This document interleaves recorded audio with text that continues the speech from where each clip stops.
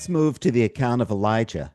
What really happened to him at the end of his ministry with the chariot of fire? Okay, on to Elijah. Establishing what happened to Elijah when he turned his work over to Elisha is a really important starting point. When we look at the scriptures that define this particular experience, two things become evident. First, what happened was miraculous, unequivocally. Second, it's very easy to draw conclusions based on that miracle that may not be sound with actual biblical principles. So we've got to be careful as we unfold this. Or let me just start out with my main question. Did Elijah go to heaven to be with God? No. Okay, why would we say that? Because we all remember the account of him being taken up to heaven in a chariot. Well, we remember the account, but Okay. let's carefully examine the account before we say what's in the account, because there's a lot of potential misconceptions here. First, regarding where Elijah went, and this is an important beginning. So let's go to 2 Kings chapter 2, verse 1.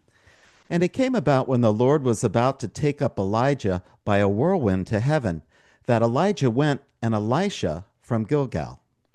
Okay, this really was a surprise to me that heaven has a lot of different meanings. He was taken by a whirlwind to heaven. Scripturally, this Hebrew word for heaven often just means the physical sky. It's our atmosphere that produces weather.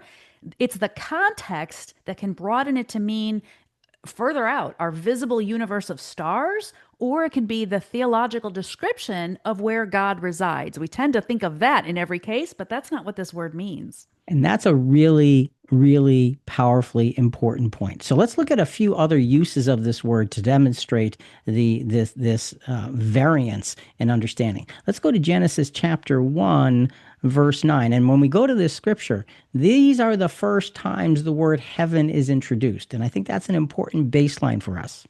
Then God said, let the waters below the heavens be gathered into one place, and let the dry land appear. And it was so. So, below the heavens is translated from this same Hebrew word used here to mean the sky, the air above us. Okay, that's Genesis 1 9. Let's go a few verses later in Genesis 1 to verse 26. Then God said, let us make man in our image, according to our likeness, and let them rule over the fish of the sea, and over the birds of the sky, and over the cattle, and over all the earth, and over every creeping thing that creeps on the earth. Of the sky is translated from the same Hebrew word here, meaning the same atmospheric realm, the space of birds. And let's pull that out just a little bit because one more example in Genesis 22:17 says, "Indeed, I will greatly bless you, and I will greatly multiply your seed as the stars of the heavens and of the sand which is on the seashore, and your seed shall possess the gate of their enemies."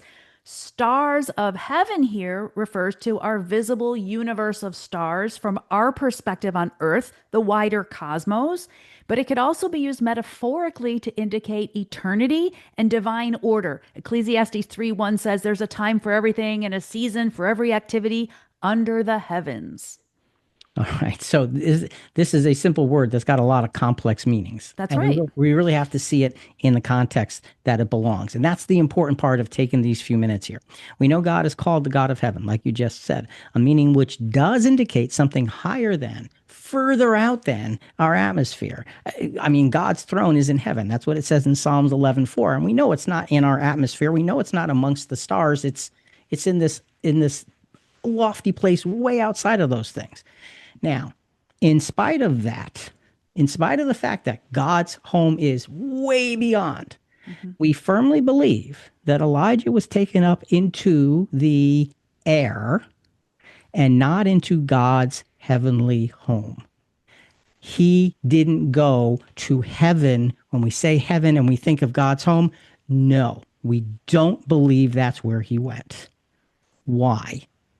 Because Jesus told us in John 3:12 and 13, if I told you earthly things and you do not believe, how will you believe if I tell you heavenly things?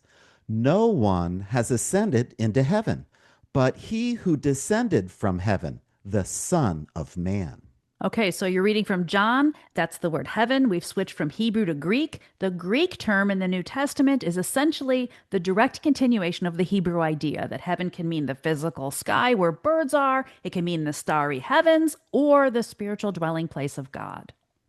And Colossians 1:16 tells us that Jesus was the firstborn of all creation. Now let's read verse 18. He is also head of the body, the church, and he is the beginning, the firstborn from the dead, so that he himself will come to have first place in everything.